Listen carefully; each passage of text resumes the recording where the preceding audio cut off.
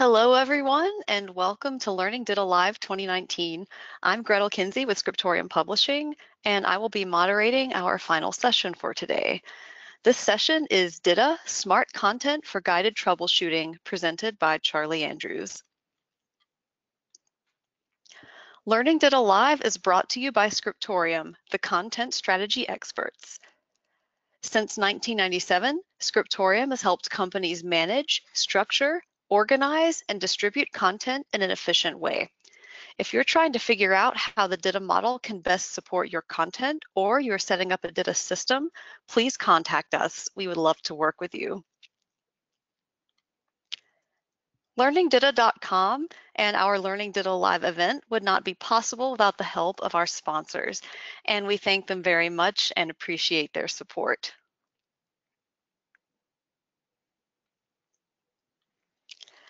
I want to just quickly go over a few housekeeping items and explain how things are going to work during this session.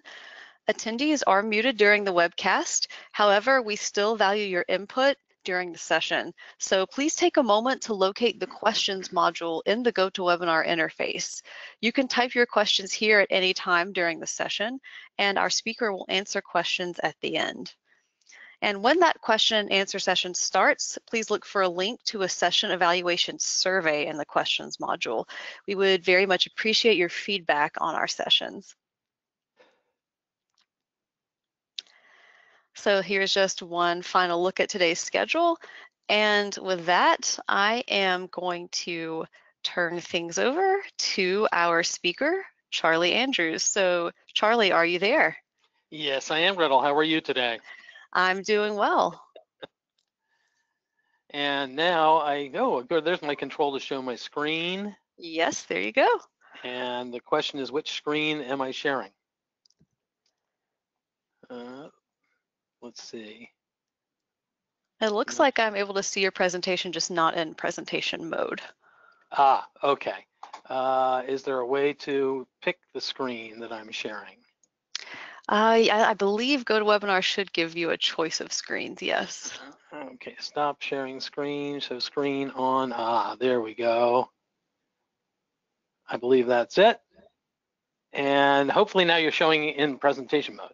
Yes, perfect. Wonderful, thank you very much. And thank you, Gretel, for inviting Ovitas and myself. And thank you, everybody, for joining my session this afternoon, Smart Content for Guided Troubleshooting, and also for hanging in there for the last session of the day. If you have participated since yesterday's start in Learning DITA Live, you're well on your journey from the very basics of XML and DITA towards advanced considerations such as Larry was just talking about in the last section.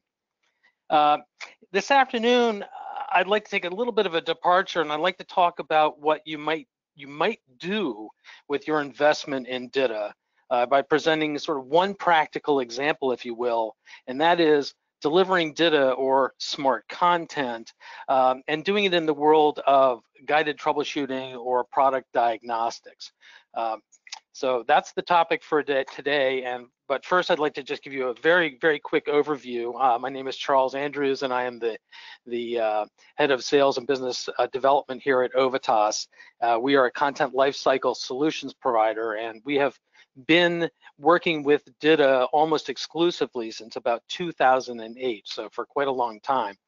Ovitas, we're an employee-owned company. We're in the US and in Europe, founded in 2004. As I said, content lifecycle solutions is our main focus in structured XML and DITA, with offices here in the US in Burlington, Mass, and in Budapest in Hungary. And we have technology and supporting partner networks, and those include Scriptorium, who we do work with, and we're very wonderfully happy to work with them, as well as technology partners like Impalas Information Management out of Germany. So today, this is what I wanted to talk about. The investment is in DITA, and potentially also in CMS or component content management systems. So if you're making or you're looking at or evaluating going forward and making a major investment in this, then ultimately my thought process is looking at the end game or where you might want to go. all right? So that's what I'm talking about today. And DITA, in its very nature, is content that can be very smart. Using XML and using the DITA standard, you can add all sorts of intelligence to your content. Interestingly, a lot of the delivery of content out of the DITA environment, whether CMS or Open Toolkit and just standalone authoring tools, tends to be PDF. Sometimes HTML as well is certainly a popular delivery format, but a lot of what we're seeing on the market is taking content and delivering PDF out of that. And it's our contention, of course, that once you take content and you deliver it to that kind of a format, essentially you're stripping away a lot of the potential intelligence that you could have from that content. In the world of field service, in the world of call centers, the primary goal is to give the people that are in those situations the best possible information that they can work with, not only to try to diagnose what's going on, but for all of the other surrounding and contextual information that they may need to do a really effective job and help solve their problems. So there are sort of 5 different areas that I wanted to look at today that all tie together in this kind of a world. And again, today we're really talking about this world of manufacturing potentially, and this could stretch itself ultimately to the Internet of Things. But right now we're really kind of just talking about how to deliver content and ways to work out into the field, or even creating those knowledge centers. So the 5 areas really are knowledge models. How do you put together an overall view of your product sets, and the metadata surrounding those, all of the different areas and things that are revolving around those products that need to be gathered together and managed in order to present smart content to the field.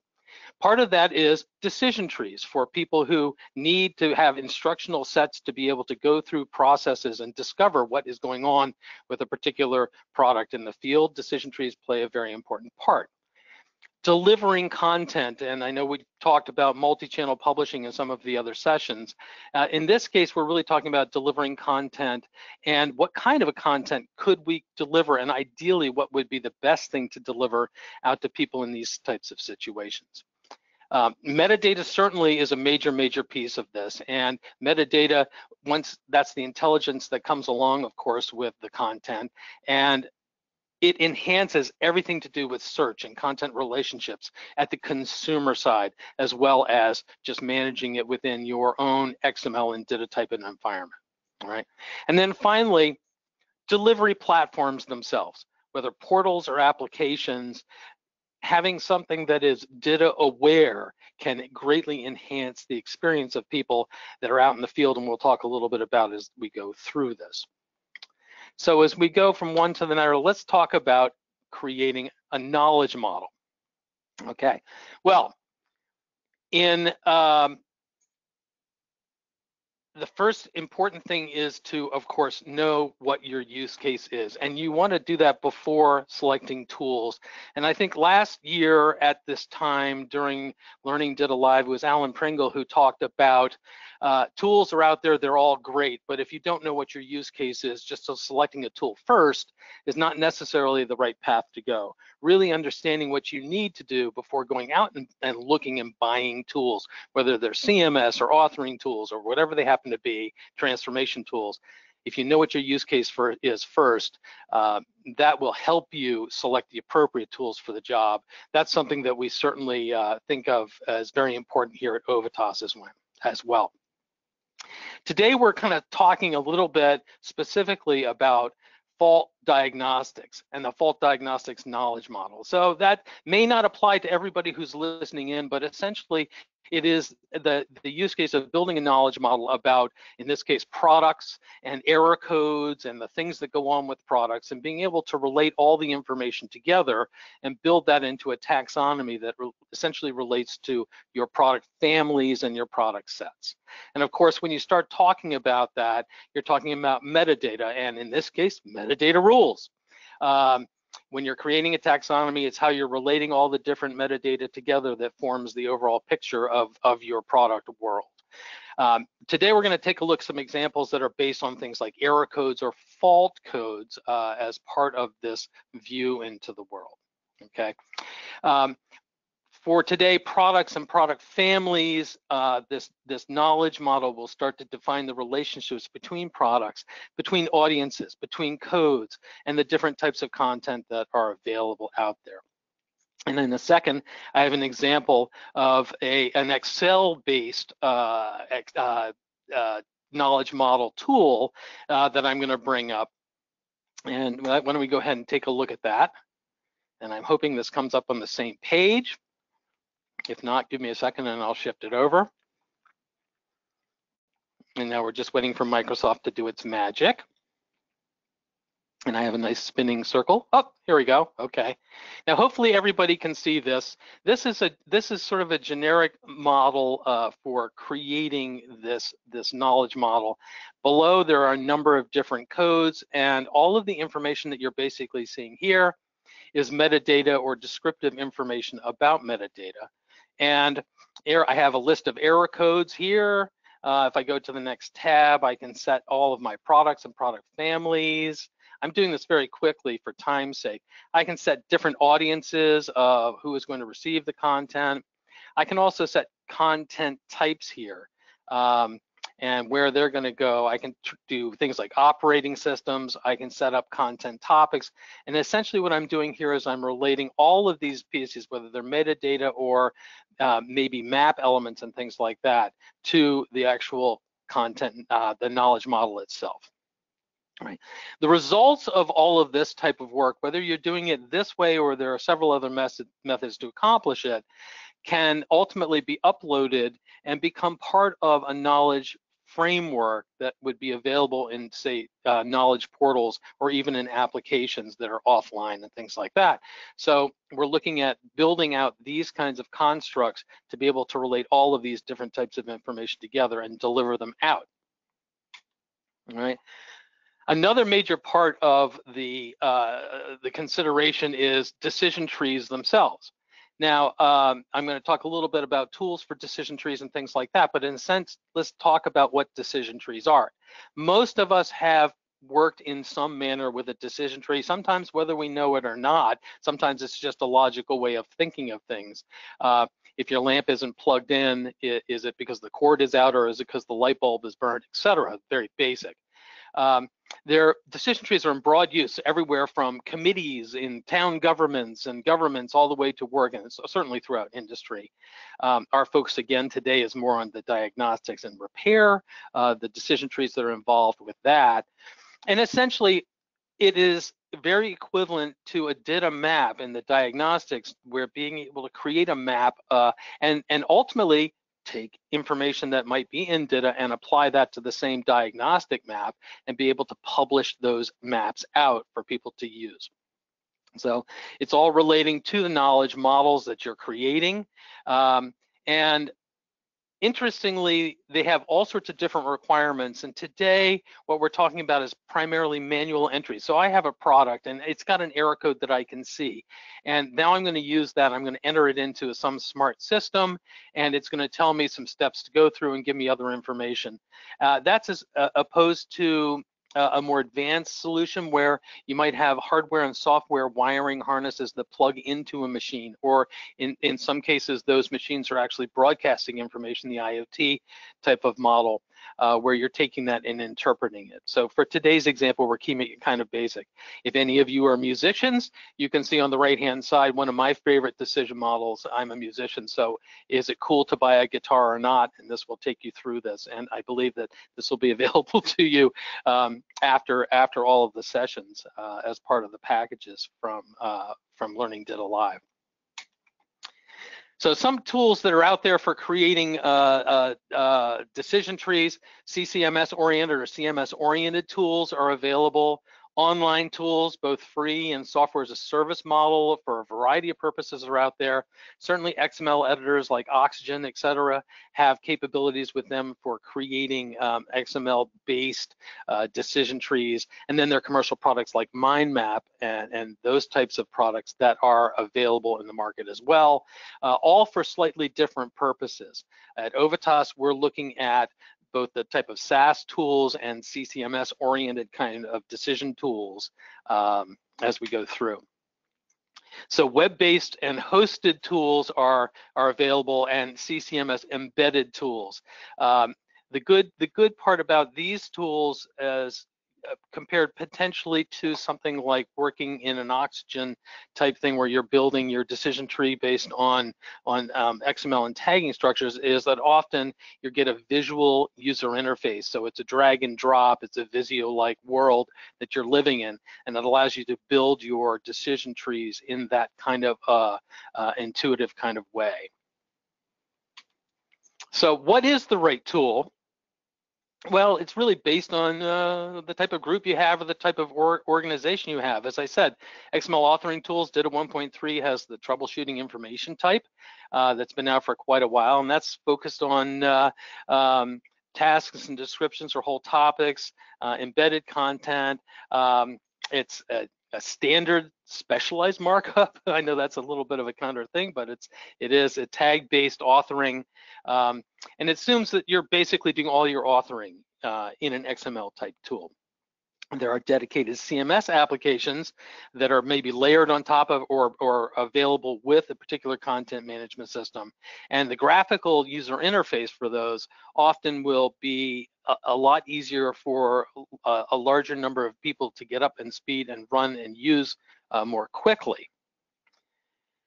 Also, having those tools with your CMS application rather than separate and apart gives you a little bit of a leg up in that the content that's created and managed within a content management system is there and alongside the creation of decision trees. So as you're doing either one, you can be in consideration of the whole set of things that you may want to deliver. Because ultimately, when you deliver to a knowledge portal, you want to deliver the set of instructions for somebody on how to work with a particular product in the field, but you also want to deliver all the relevant content to make their job the best it can be. So while you're creating your DITA maps in a CMS, you can also be creating your decision tree maps. You can marry the two of those things together. The other thing that the content management system has that standalone work or even just working in an authoring tool with DITA is that it has process, it has workflows, it has for editorial and approval processes, it has publishing workflows, version control, and all release management, all the different types of capabilities that in a standalone authoring tool you generally don't get. So in an organization where you have more people that need to collaborate, often getting the tools based on CMS applications is the appropriate way to go. Okay.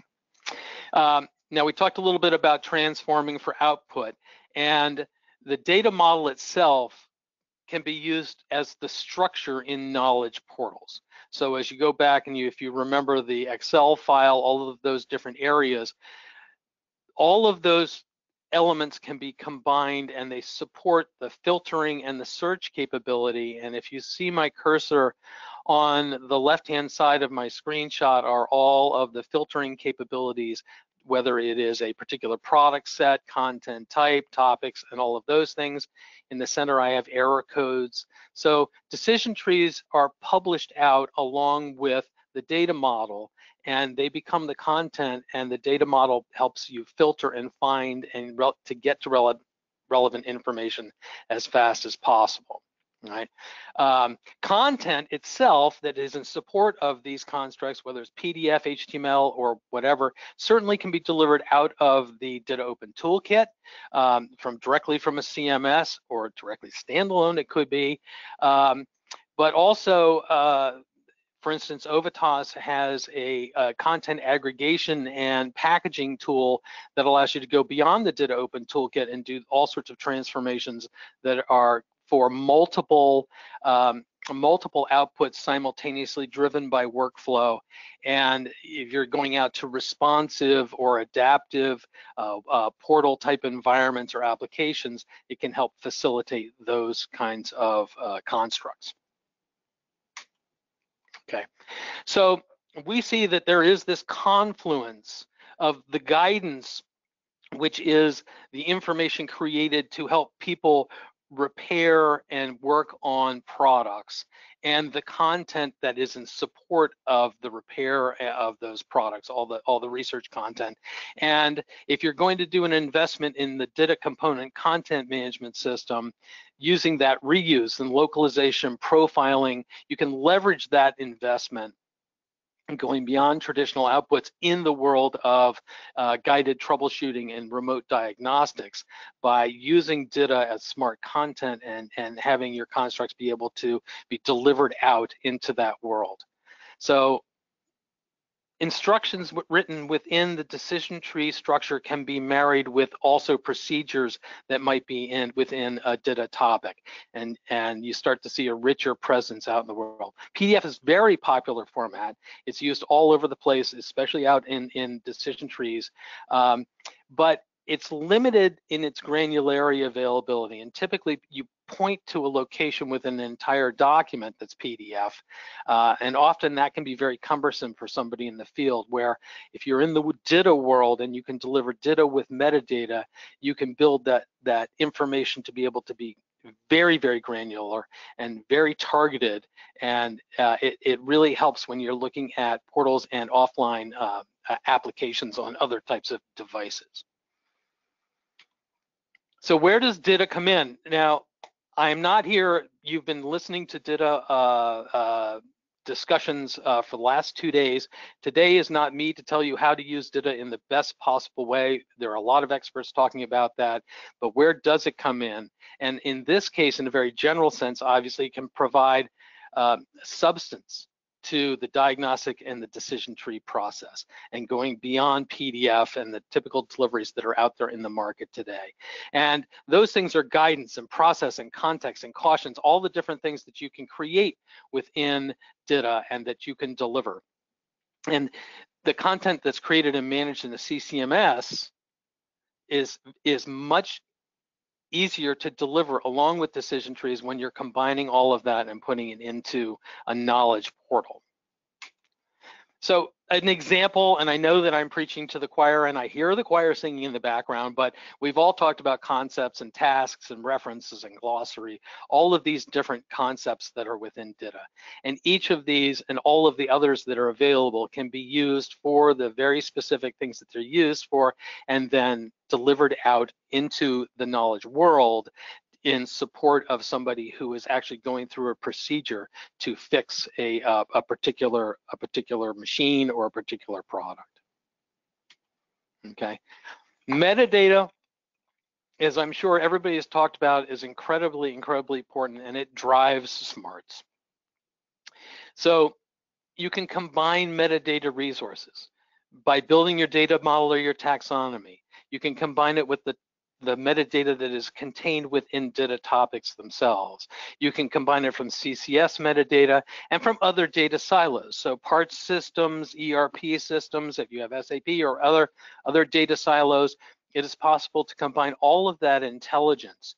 And the goal is to be able to then deliver all of that intelligence out to the knowledge portal and continue to build on that very, very smart content.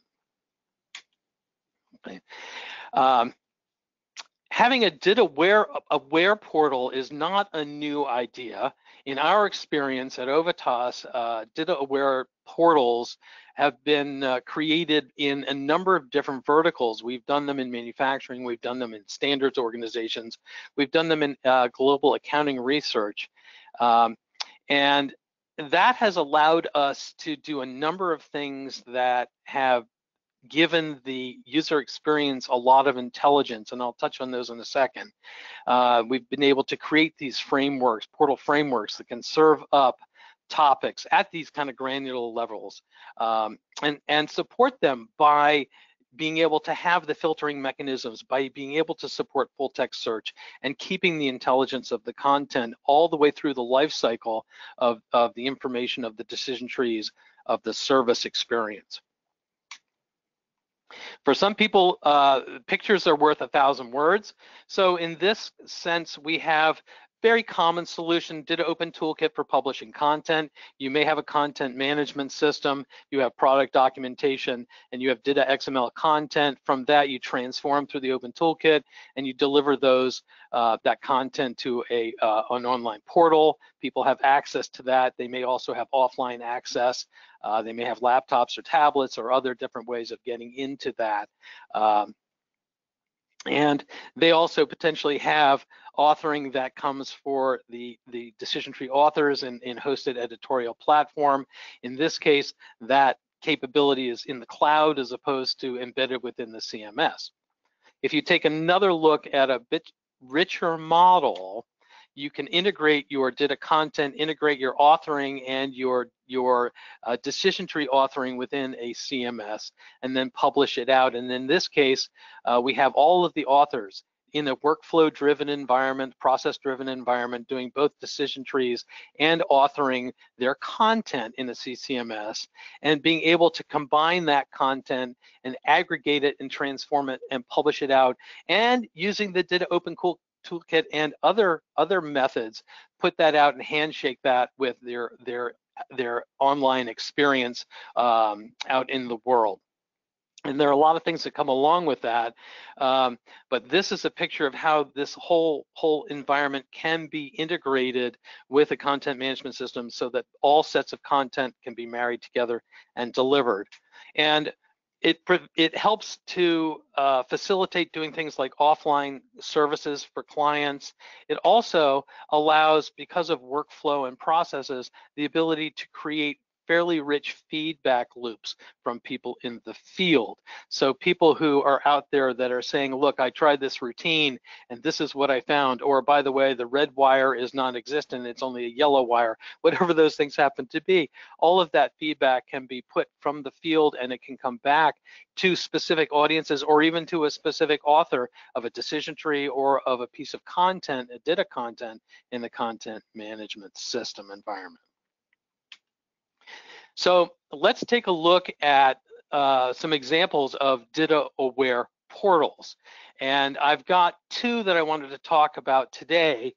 One is the Financial Accounting Standards Board, and one is a global accounting firm called Deloitte & Touche. And they have very specific content that they have, and what I wanted to show you is how they're potentially using DITA behind the scenes in their DITA-aware portals to be able to deliver up content. So the first one would be Deloitte & Touche, and as you can see, I have blown up the area over here where I have a number of different navigation points. One of them happens to be the cookie notice. I wanted to show you the example of content. This DART is the Deloitte Accounting Research Tool. That's what that stands for. And this, when we've navigated to that cookie notice, this is the display of what people are seeing on the portal itself. And then behind the scenes, they're actually seeing this type of information, which is transformed to delivery for the portal. So this is what's being delivered out, and then it's being transformed. And I'm not going to spend a lot of time to go through the codes here, just as an example of what is delivered behind the scenes. Okay, Financial Accounting Standards Board, they have something called the codification. If anybody's out there in the accounting world, the generally accepted accounting principles of the United States, which is what all the public corporations and public companies need to adhere to when doing their accounting, was originally put together as a series of printed volumes that took up a fairly substantial space on a library shelf. And in 2007, there was an effort to redo all of that information into a giant DITA collection that's now called the codification. It went live, or as they say, authoritative, in 2009, and they created a knowledge portal, a research portal, to be able to present that DITA collection. At that point, and I don't know if it's true today, but at that point, it was probably the largest single DITA collection of content in the world. And today, this is what the actual subscription site for the Financial Accounting Standards Board and their generally accepted accounting principles looks like. It's called the codification. So you can see that up here, it's going to segment out information. It's very hard to see, but there are places here where there are hot links and places where you can leave comments, all sorts of different tools for people to use that are supported by the XML in the background. If we look at some of that XML, this is what is sitting behind the scenes of what's being displayed to you when you look at that. And again, I'm not going to be going through all the tagging of this XML, but just an example of what is out there in this DITA Aware portal. Okay, there are one of our partners is Impalas Information Systems. We are working with them in a software as a service model where they've presented both the decision tree designing and the portal experience and the capability of having a CCMS in the loop while as a software as a service. It's an interesting construct if people are interested in it. It's one thing that we are looking to work with in the marketplace ourselves. Just an example of tools that are out there that are CMS based and graphic user interface that are available for subscription. So user experience is very important.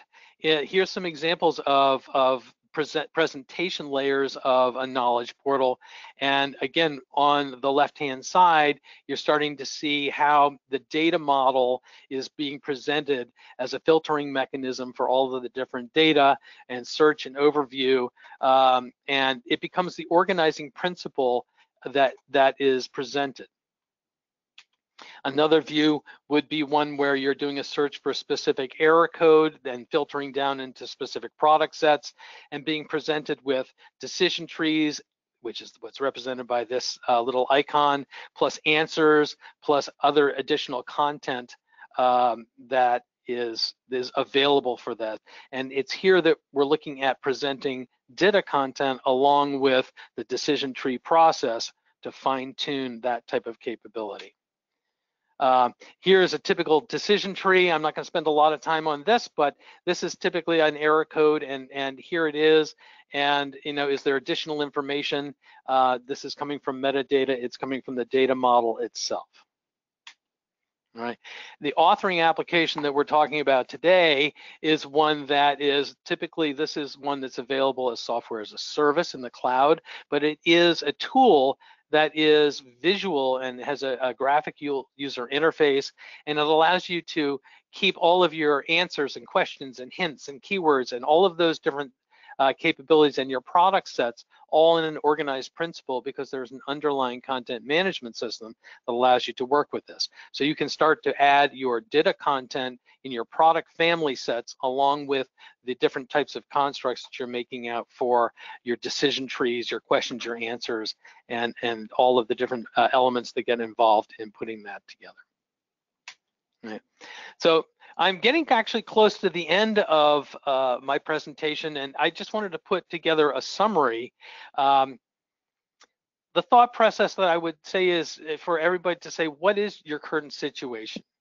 When you start to look at DITA in general, when you start to look at XML in general, specifically in this case, if your requirement is to build out an environment where you're looking at product support in the field and remote diagnostics or call center diagnostics, what is the situation that you find yourself in? What are your use cases, and then potentially what are the tools that you would apply to that?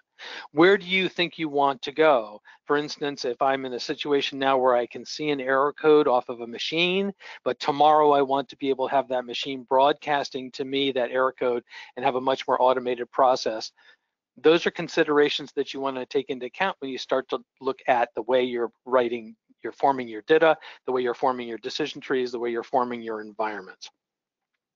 And again, pick your tools and solutions based on your needs so that they match your requirement and your use cases, not the other way around. Consider an investment in DITA or CCMS as a very, very important methodology moving into the future. Of course, from the Ovitas standpoint, we certainly think that CCMS and DITA go hand in hand. They work very, very well together, and they're really meant to be used together to get the most value, not only out of the content, but out of the way that people work together to collaborate, the way that you can do compliance, the way you can do all of your versioning and your history, and all of the other things that you have, including workflow and business process and things like that. And consider your people. Consider the levels of knowledge that your people have, and in that both creators and consumers. So training on both sides is very important, but how you're putting together your information, how you're putting together the experience, both for the creators and the consumers, is incredibly important to be successful. And certainly think beyond PDF to DITA content type delivery, the ability to granularly deliver content, retain the intelligence and the metadata surrounding that as you deliver it out into the world. And of course, then metadata is certainly a ruling principle, and I don't know if I have to say that more. I'm sure you've heard that, and you will continue to hear that this week. And in the end, you can start simply. You can decide to boil the ocean, but that's not something that you need to do. You can just simply start in a focused way, take one product set, learn how to use the tools, get up to speed, find out what the user experience and acceptance is on the consumer end, and build from there. And the tools that you look at should be flexible enough to allow you to start simply and expand without making any major changes to your environment. So I hope I've talked a little bit about where you could go with DITA, with your investment in DITA, whether it's a content management system or not, but that you can take it, and once it's learned and once you've created your environment, there are certainly many, many ways to take that out into the world and create environments. One of them happens to be this whole decision trees, remote diagnostics, and guided troubleshooting environment. It's one of the things that Ovitas as a company is looking at very strongly as we move into the future. And Gretel, with that, I believe that I am at the end, and I want to thank you and thank everybody listening for the opportunity to talk a little bit about this type of environment. Thank you so much, Charlie. So at this point, we are going to start opening things up for questions.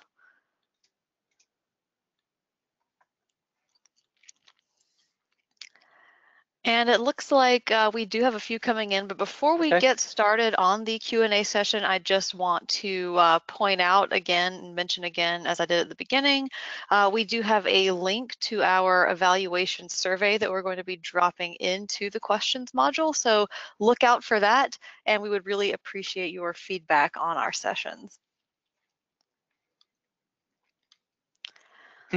So let's get started with some of these questions. So the first one, it's a little specific, so we may need some additional clarification, but we'll go ahead and just start. So would using symptom as metadata work for tasks? That is a great question, and I don't know that I have the answer to that. And as I said, I wasn't going to be talking specifically about specific metadata models or DITA today in this. It was more of a high-end overview, but we certainly can find out an answer to that and get back with you on that. All right, another question. Does the phrase use case mean information model, or is creating an information model one part of the larger use case? That's also a good question. Use case, I guess, is a very generic term. An information model, or the data model that I was talking about, is a way to create a taxonomy. You could think that a specific use case within that could be a subset of that taxonomy or live within that taxonomy. In another sense, a use case, as I was talking about it today, would be for a particular product set. What is the use case in terms of how you want to package and deliver content out to a specific audience, right? So planning that portion of it, understanding how you want to deliver that content, that's one particular use case. You may have multiple use cases in that regard. All right, another question. How do you get decision trees out of a cloud app? That's interesting. The app that we're familiar with at Ovitas actually publishes the decision trees by virtue of storing them in an underlying content management system. It actually propagates those decision trees automatically to essentially what's a staging or a test area in the knowledge portal in the cloud. So there are some automated mechanisms that say, as I'm saving this, it's keeping versions in history, but it also is promoting it out to a test environment. From then it can be promoted into maybe a production environment in the cloud. I hope I'm answering that question.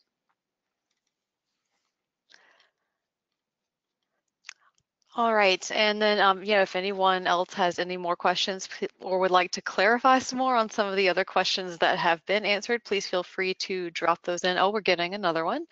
All right, so can you talk about integrating the troubleshooting decision trees on board product? What is required from the engineering side? Can you say that it's from which product did you say again? Can you just ask the question? Yeah, I'll just repeat. So can you talk about integrating the troubleshooting decision trees on board product? What is required from the engineering side? Okay. Oh, so now we're talking about integrating the decision trees onboarding those decision trees onto a specific product, I think is what I'm I hearing. believe that's what this is asking, yes. Okay.